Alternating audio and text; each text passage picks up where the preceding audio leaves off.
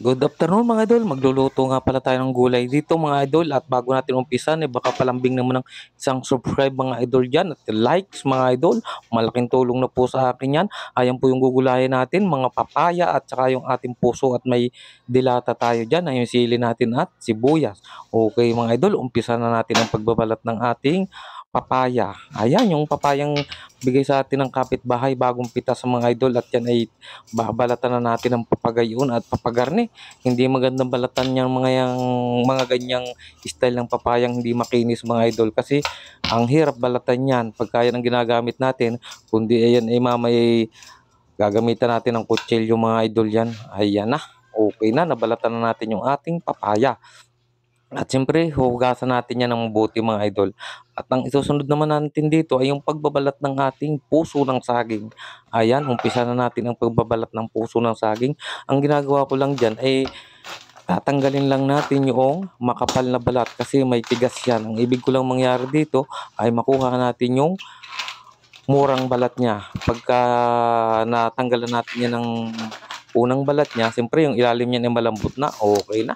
Nabalatan natin at nahiwa na rin natin ito. At siyempre yan ay pipigaan natin para matanggal natin yung kanyang dagta.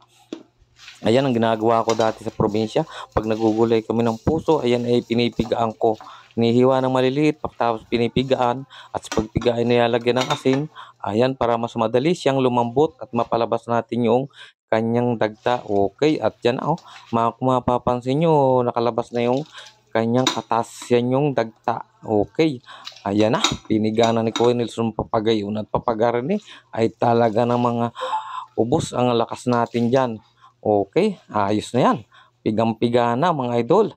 Okay, at ito naman ang ating isisit aside na natin ngayon to. Yung ating ating puso. Pag na, okay na. At ito yung ating mga sangkap na gagamitin dyan. Yung bawang simpre at simpre may siling haba tayo dyan. Sibuyas at yung ating luya. Siyempre may kaunting mantika tayo. Yung paminta natin at siling pula. Ayan, may patis pa tayo dyan. At yung ating dalawang dilata. Okay na mga idol. At magpainit na nga tayo dito ng ating lutuan. Ayan, painitin lang natin at dito nga pala ako nagluto sa aming terrace kasi ay talaga namang para iba-iba naman ang ating pwesto. Napakaganda rito magluto sa taas namin at naglagay tayo ng kaunting mantika na pagigisa natin ng luya at saka ng ating bawang at sibuyas. Okay na at yan ay mainit na. Ilagay na natin yung ating luya. Inilagay natin yung luya at pag yun naman ay nag-light brown ay siyempre ilalagay na rin natin yung ating bawang. Okay, mga idol, at pwede na nating ilagay ang ating bawang. Konting bawang lang naman ang ginamit natin dyan. Okay, ayan na. At pag nag-light brown na naman yung ating bawang na yan, siyempre, isusunod ko na dyan yung ating sibuyas. Ayan, sibuyas ay dinamidamihan ko na at pag marami sibuyas ay mabango at masarap yung ating nilulutong gulay. Ayan, halo-haloin lang natin at pag nalanta na naman yung ating sibuyas ay siyempre ilalagay na rin natin yung ating papaya. Ilagay na natin yung ating papaya. Ayan, ang ating papaya. At medyo yan ay madali namang maluto, idol. At siyempre, isusunod ko na rin mamaya dyan yung ating hiniwang puso ng saging. Yung puso ng saging ay madali rin maluto yan kasi yan ay hiniwa na natin ng maliliit. Shout out po sa inyong lahat dyan. Sa Katanawang Quezon, dyan sa pilahan ng tricycle. Ayan na, at kay parang Ray. Dyan, Silaw. Shout out sa inyo dyan, mga idol. At kay Dan Peregrine dyan sa Katanawang Quezon. At ito na nga yung puso natin na hiniwa ng maliliit na ating pinigaan. Para naman sa ganun, inilagay na natin at mapag-mix na natin yung dalawang yan. Yung papaya at saka yung ating puso ng saging. Puso ng saging yan mga idol. Ayan.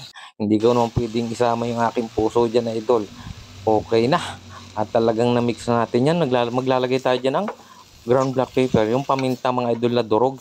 Inilagay ko na para kumapit na lasa dyan sa ating ginataang puso at saka yung ating papaya. Ang masarap nga dyan idol ay kung yan ay may dahon ng malunggay.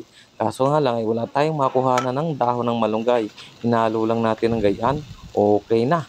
At siyempre, mamaya-maya ilalagay na rin natin dyan yung ating gata. Yung gata na pangalawang gata. Yan ang gagamitin natin sa pagpapalambot ng ating gulay na puso at yung ating gulay na papaya. Ayan na, nailagay na natin idol yung pangalawang gata.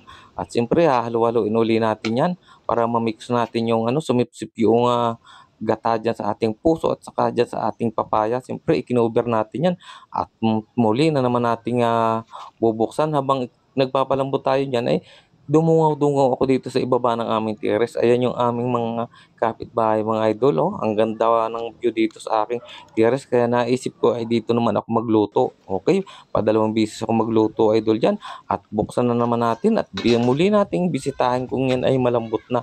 At 'pag yan ay malambot na ay talaga namang, maglalagay na tayo diyan ng mga panimpla. Haluin uli natin at baka yan ay dumikit.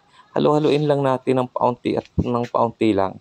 Ng gayon at paggarni ay ano na baga naman ang Kuya Nelson at pabulol-bulol na naman. Naglagay tayo ng patis. Ayan yung ating patis, ayan ay talaga namang tamang-tama lang. Huwag tayong maglalagay ng sobra, hindi baling kulang.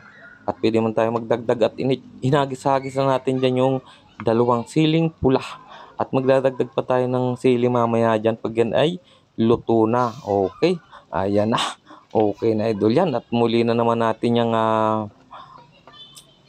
lalagyan ng dalawang siling green. Ayan, lagyan natin ng dalawang siling green at maglalagay ulit tayo dyan at muli nating i-cover. Okay, at muli nating bisitahin yan kung ano na baga ang lagay ng ating nilulutong gulay na puso at itong ating papaya. At naglagay-lagay ako ng kaunting pampalasa dyan. O hindi naman masama idol yan at yan ay wag lang mapapasobra. Hindi baling kulang, wag lang mapasobra. Okay na. At talaga namang napakabango na ng ating gulay mga idol. Okay, ayan na. Halo-haloin natin at naglagay na rin ako dito ng dalawang dilata. Ayan, inilagay natin yung ating dilata. Ganyan ang mga sahog ko lang mga idol dyan eh. Yung sala sa dilis ay ang ating dilata. Okay, at kumuha pa tayo dyan ng pang-reels naman. Okay, at talaga namang dalawang sardinas ang nilagay natin dyan. Binidyuhan ko pa yan mga idol ng pang-reels para tayo naman ay mayroong isang luto natin ay dalawang option agad. Napasama pa yung over ng ating sardinas. Ayan, at i-over natin at muli na naman bisitahin natin yan. Okay, at mabango ng mga idol. Talaga namang malapit ng maluto talaga yung ating gulay na yan.